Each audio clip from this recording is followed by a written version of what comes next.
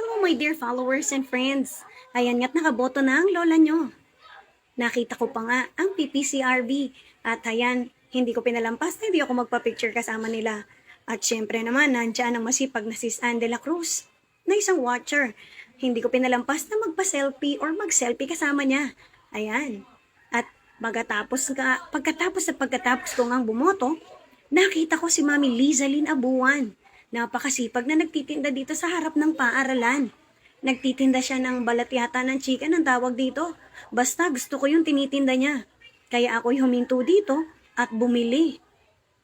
Ng halagang 180 yata itong binili ko sa kanya.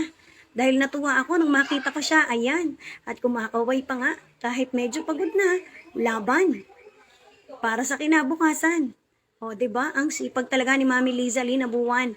Isa yan sa ating Debris ka family kasama ni Sis Ann de la Cruz na nagwa-watcher naman dun sa loob na iniwanan ko kanina. Paano guys? Kung makita nyo si Mami Lizalyn Abuan dito sa harap ng paaralan, ay bisitahin nyo siya at pumili kayo ng kanyang paninda. At masarap naman ito, maging ang sausawan niya. Ayan nga at nakatatlo pa ako. Babalik ako sa loob at dadaling ko ito sa aking anak. At sa aking mga pamangkin na nandun sa loob na nakita ko kanina. At pagkatapos nito ako ay uuwi na at mamamahinga na rin. Paano guys? Mag-iingat kayong lahat. At dahil nandito ako sa labas ng kalsada, masayang kumakaway sa akin ang mga taong nagdaraan dito. Ang sarap naman sa pakiramdam at ang ganda ng araw ko.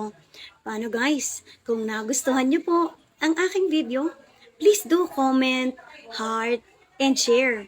And please, do not forget to follow for more shared experiences. God bless us all and mag-iingat po kayong lahat sa inyong pag-uwi matapos niyong bumoto. Ako rin po ay taos-pusong nagpapasalamat sa lahat ng tumatapos ng aking long form video at sa aking mga reels na patuloy niyong pinapanood at sinusuportahan. Maraming salamat sa inyong lahat. Muli po, please do comment, heart, and share kung nagustuhan nyo ang aking video.